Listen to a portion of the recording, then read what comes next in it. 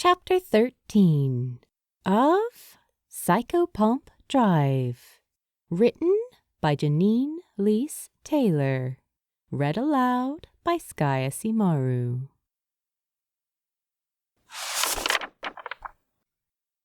Chapter 13 Drowning in the Black. The pair of Amorini crossed the rooftops with ease, footsteps falling in tandem like a swell of rain washing over the shale. The night finally relinquished its hold to the day. Bursts of bright yellow and pink coloring the city with a rosy hue like a blushing bride. The cathedral bell sang into the morning air with the lush and the blackbird, the smell of breakfast pastries rising with each new, gasping breath of air. The customary twang of the clock resonated for 8 a.m. as they reached the center of the city, following the black and white buildings until they stopped under the cover of the white-painted cafe. Red, white, and brew was sequestered under the wooden sign for the cobbler's shop, its red front door warm and inviting, and left slightly ajar so that the smell of freshly brewed coffee would waft out into the street. Finley immediately felt at home when he took in its familiar paintwork. So many mornings he had left Thorne off to work with a kiss and a smile. A warm paper bag slipped into his waiting hands. The day he had died had been no different. If I had known it was the last time I would eat one of her muffins, I would have savored it more, he thought regretfully. Through the front window, a warm golden glow was streaming outwards, bathing the cobblestones in light, though the fairy lights that hung along the outer edge were barely lit now. They still made the tiny cafe appear magical and enticing. Finley hesitated as he watched the people inside bustle from one side of the counter to the other, serving the morning rush with bright, smiling faces. Between the two young men was Thorne, exactly how he remembered her. She was dressed in a striped orange and white cotton shirt and light denim dungarees, her usual bubbly work attire, and there were yellow sticky notes pinned to her chest that held the orders she was currently focused on. Her hair was tied up in one round bun at the back of her head, but strands of her wavy hair had already begun to spring free and bounce against the rise and fall of her cheekbones. The silver-haired Amorini swallowed against the rising tide of emotion in his throat, feeling the spike of tears at the corner of his eyes. "She's still here," he thought. Still here, still alive, still as beautiful as ever.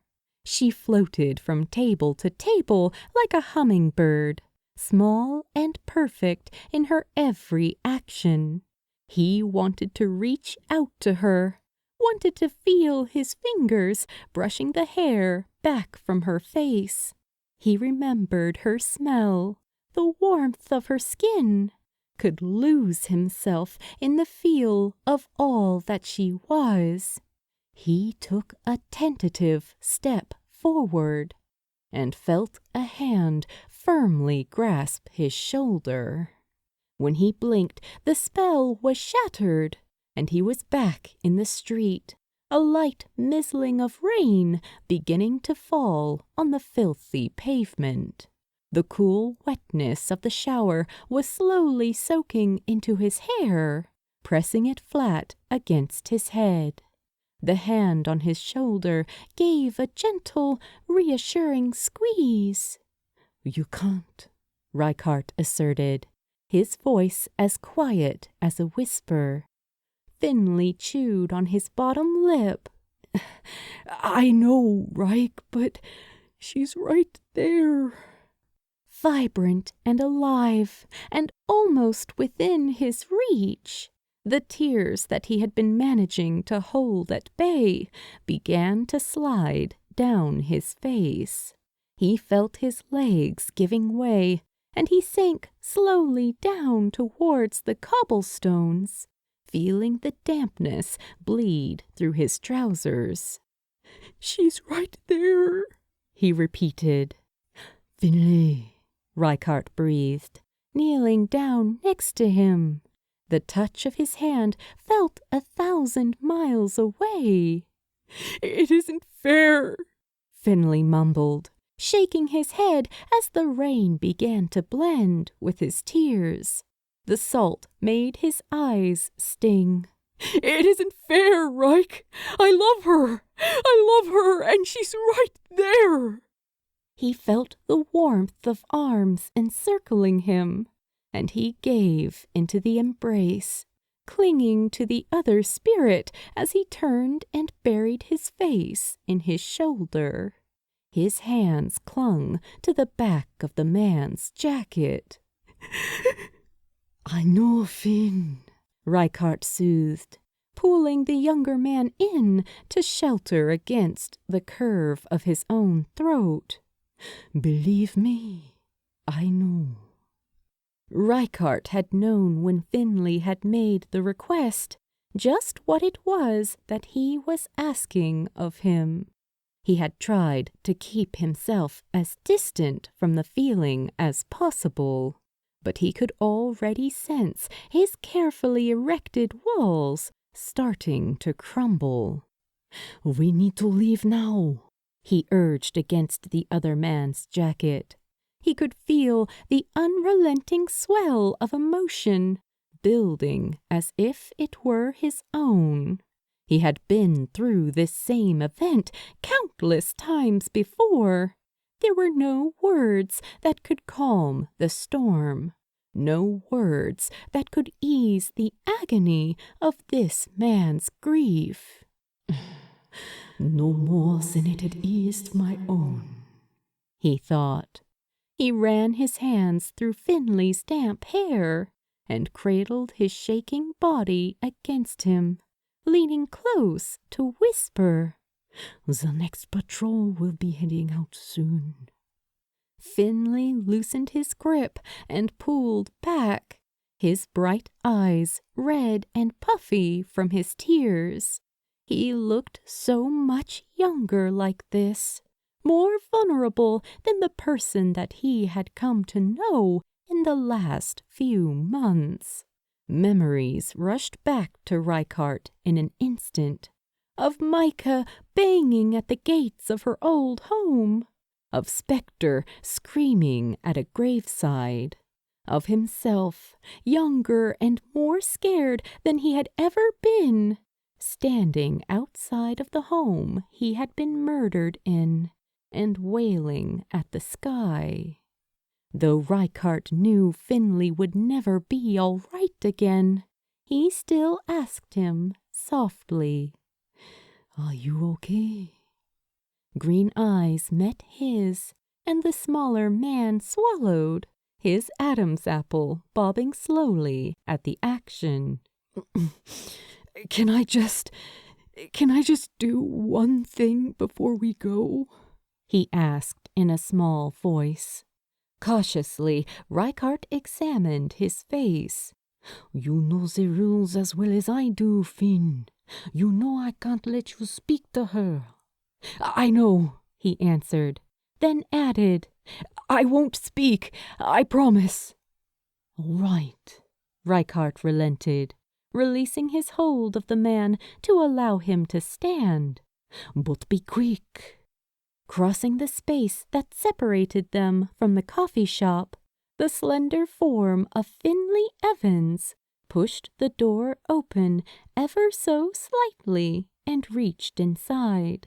Taking hold of one of the roses in the glass jar on the windowsill, he cleanly ripped the head from the flower, leaving just the empty stem in its place. As he returned to the other Amarini's side, a bright red blooming flower in his hand, he met his questioning expression and shrugged, offering him a small, reserved smile. The flower is the least interesting part of the rose, he said by way of an explanation. As the rain began to pour down across the cobbles, the two spirits drifted by the morning crowds unnoticed, heading back towards the one place they knew they could hide away from the world and lick their wounds. In the young man's hand, something red had been concealed, its petals already dropping to the ground like blood.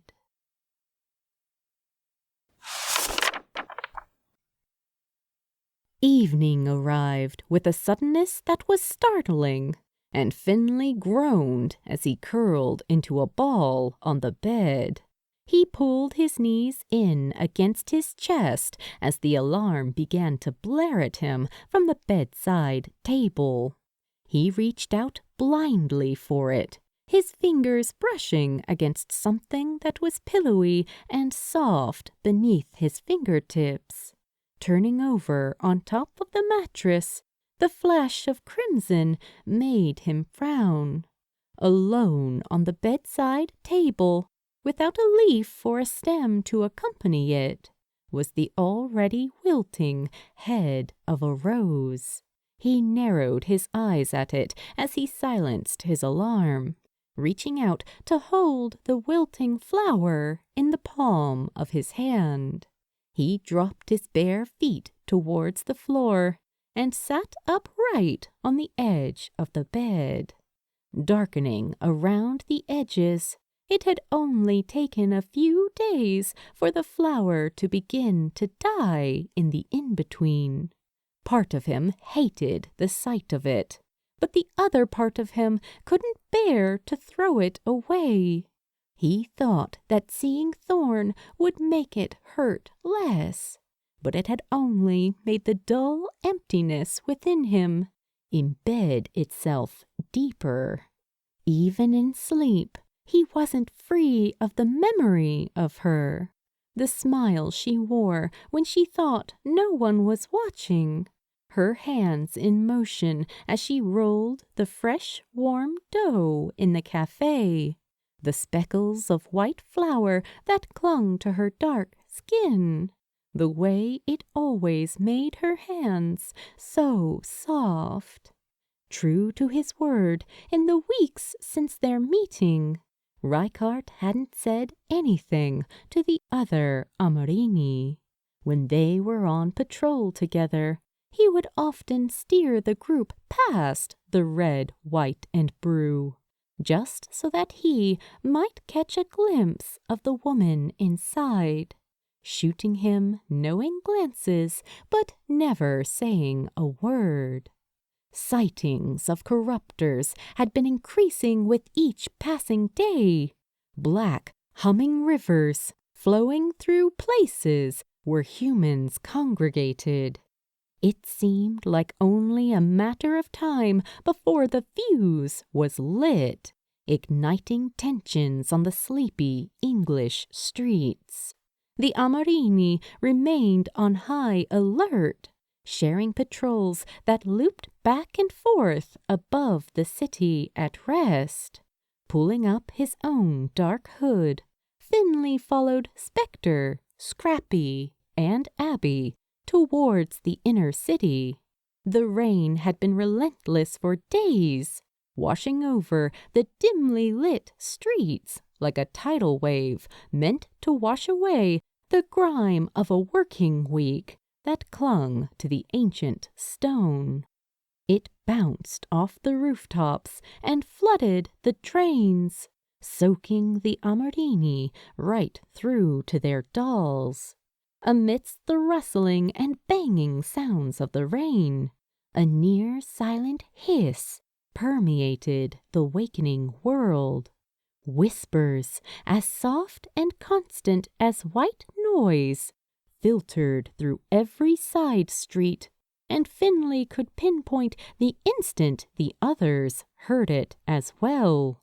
Feline ears all perking to attention as they halted to observe it, one after the other. Where's it coming from? Abby questioned, spinning on the spot to survey all directions. I can't isolate it from the rest of the noise. Scrappy frowned, taking the chance to clean the raindrops from their shades. It's coming from everywhere and nowhere at all, Spectre added, his brows furrowing with concentration as he moved from one side of the office building to the other. He peeked down over the edges towards the emptying streets below, scanning each doorway for activity. Finley spun as he heard him suddenly cry out, a geyser of black shapes shooting up into the air and sending Spectre diving backwards across the wet bricks. The corruptors and whisperers circled around each other like one black, swirling form. The cyclone lurched from side to side, throwing itself one way and then the other, as if unbalanced by its own mass. Droplets of it fell down across them, mixing in with the rain. Eric Scrappy Price pulled the shotgun from the spot down by their right thigh, the metal barrel glowing purple in their grip as they broke it and then snapped it into place again. Their reaper, once a man called Jacob, who had died of an accidental drug overdose, hummed in their hands as the magic awoke him from his slumber. Scrappy let out a yell as they began to fire into the crowds of hollows, the purple-tinged blasts of magic sending individual souls scattering from the bunch. Within moments, they had reformed into the large, round, and writhing formation, the slimy edges of it glistening wetly in the downpour. Finley pulled Sassy free from the holster on his back, holding her in one hand as the other pushed back his soaked fringe from his eyes. What the hell is that? He shouted over the insistent drumbeat of the falling rain and clamoring voices. The noise from the hollows was overwhelming, like being in a crowded room with each voice trying to scream louder than the other. I don't know, but it can't be good. Scrappy gritted their teeth, snarling as they struggled to keep their eyes open. It's hard to even think this close to it. It's making my head hurt. Leaping through the air next to them, Abby thrust her spear towards the spinning creatures, slicing through the billowing form from all angles.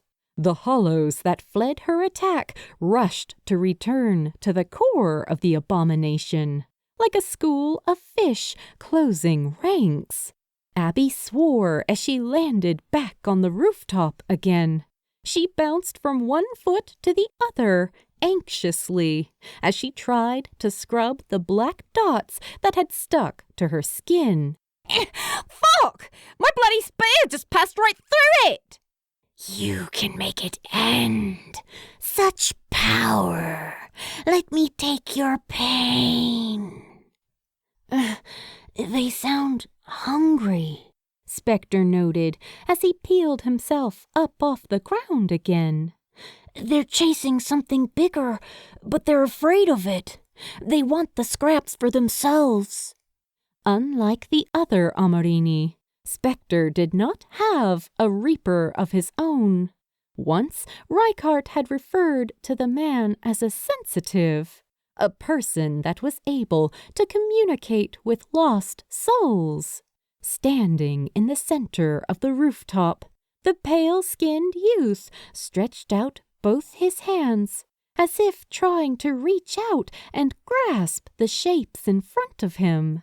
His blue eyes began to glow with purple radiance, just as their weapons did, and he muttered under his breath as he stepped cautiously closer.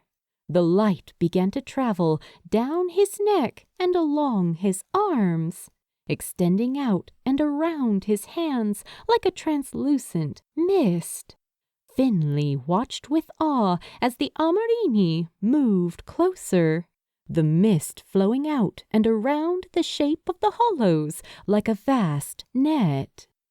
"I can hear their thoughts," Spectre said quietly. "There's something coming, something powerful." "The Pale One speaks.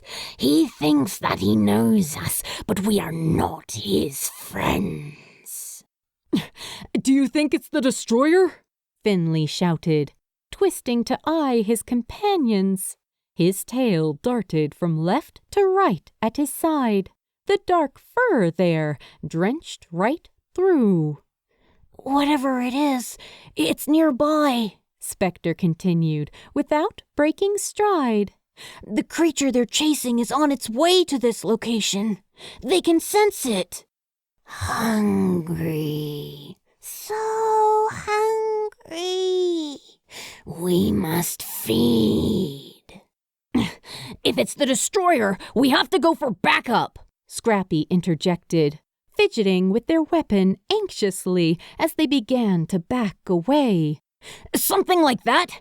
The four of us don't stand a chance against it. These streets are too narrow and it's wet.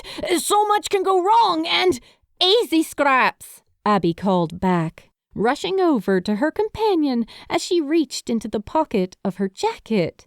She pulled out a pair of headphones and unfolded them, placing them over the other spirit's ears as the music started to play. "We've got you. It's all right." Scrappy closed their eyes and hummed, leaning against the taller girl with a soft exhale. "Thanks, Abby." "There are still people here," Finley added. "If we leave, there will be nothing between that monster and the high street. We've got to stay."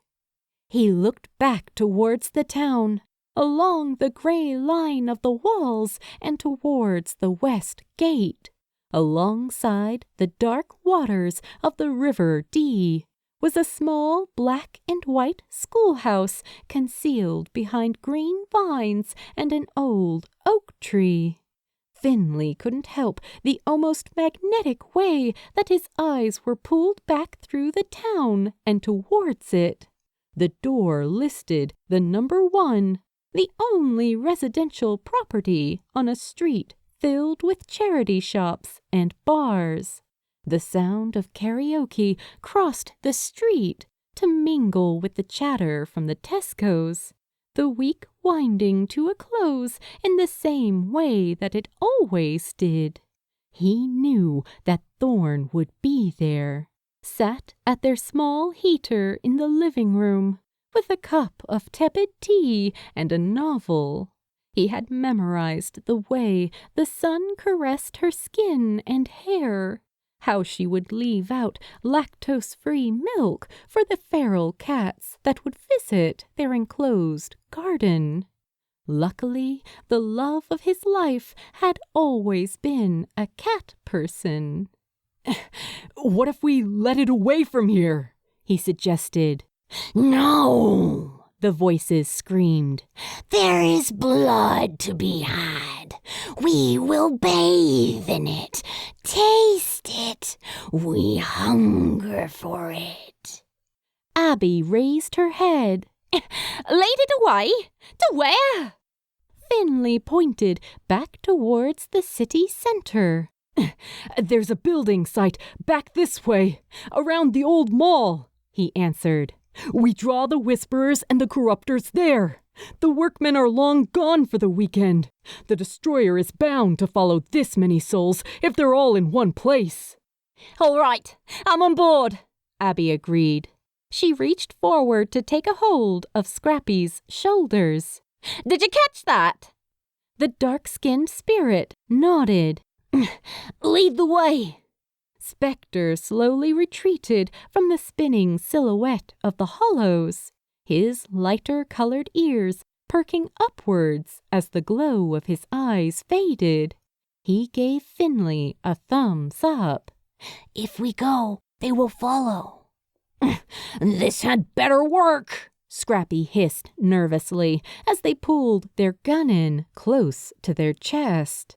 It will, Abby replied, offering Finley a reassuring smile as they made their way to the edge of the building.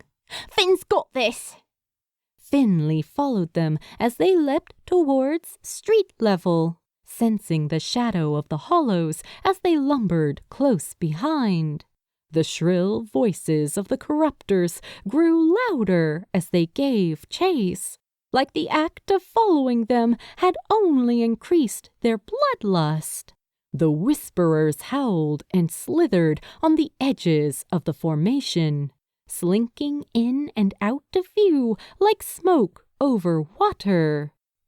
You could make it all go away, they promised.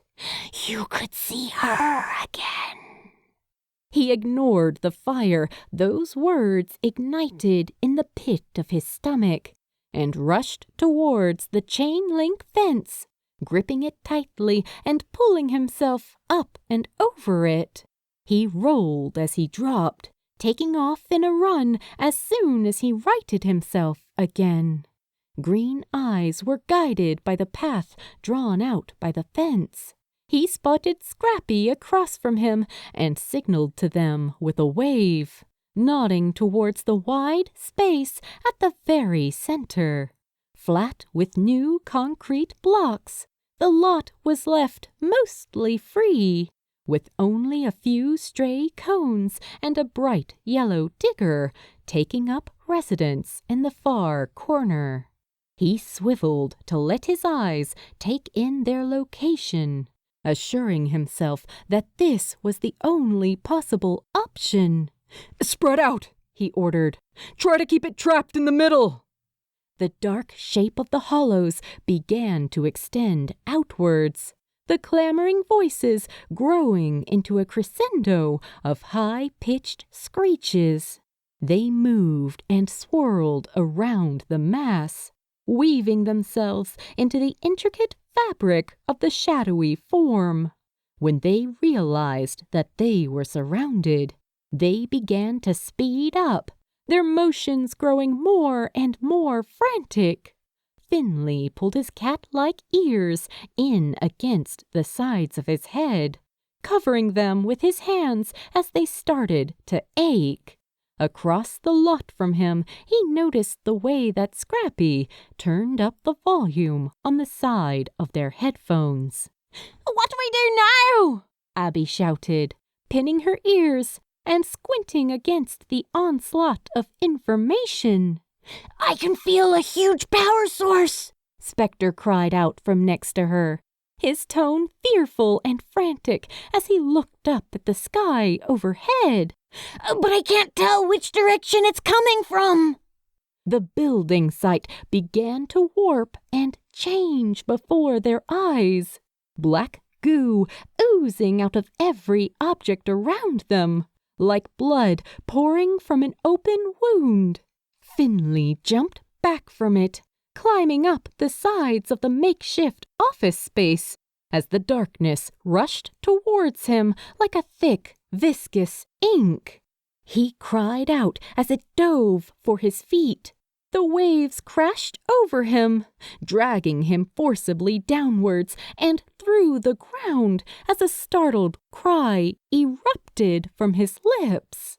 Non-existent lungs burned with terror as he reached towards the tiny fragments of light that remained above him. He motioned like he was swimming through it, desperately trying to keep his head above watery darkness. In the light, he imagined Thorn's smiling face, the way her nose crinkled when she laughed. If this is going to be my last memory, please make it of her.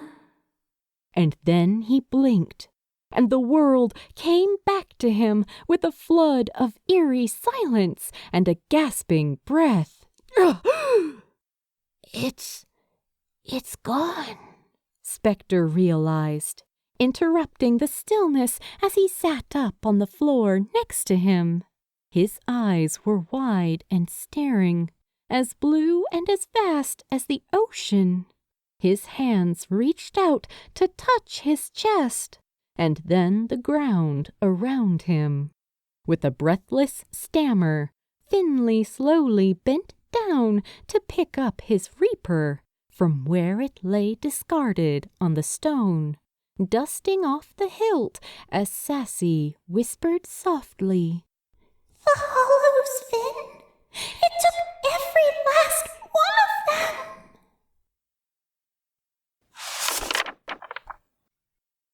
To be continued in Chapter 14.